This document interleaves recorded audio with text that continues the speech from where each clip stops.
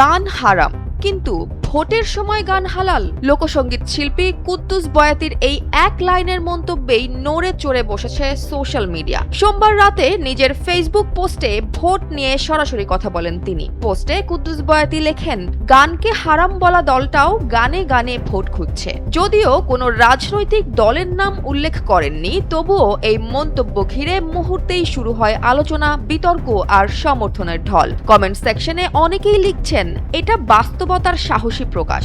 এমনকি নির্মাতা শিহাব শাহীন পর্যন্ত পোস্টটি শেয়ার করে সংক্ষিপ্ত মন্তব্য করেন, হালাল গান লিখে। এর আগেও দেশের নানা সামাজিক ও রাজনৈতিক ইস্যুতে নিজের অবস্থান স্পষ্ট করে কথা বলতে দেখা গেছে কুদ্দুস বয়াতিকে। লোকসঙ্গীতের এই শিল্পী 1992 সালে হুমায়ুন আহমেদের নির্মিত বাধ্যতামূলক প্রাথমিক শিক্ষা কর্মসূচির এই দিন দিন না আরো দিন আছে গানের মাধ্যমে পুরো দেশ জুড়ে পরিচিতি পান। এছাড়াও কোভিড কালে ব্র্যাকের সচেতনতামূলক একটি গান যাইনা চলেন মাইনা চলেনেও কণ্ঠ দেন তিনি। লোকসঙ্গীতের কণ্ঠে এবার ভোটের রাজনীতির কড়া প্রশ্ন। যে গানকে একসময় অস্বীকার করা হয়েছে, যে সুরকে বলা হয়েছে নিষিদ্ধ, ভোটের হিসাব কষতে গিয়ে এখন সেই গানেই ভরসা খুঁজতে হচ্ছে। রাজনীতির ভাষা বদলালেও ভোটার টানতে সুরের শক্তি আজও অপ্রতিরোধ্য।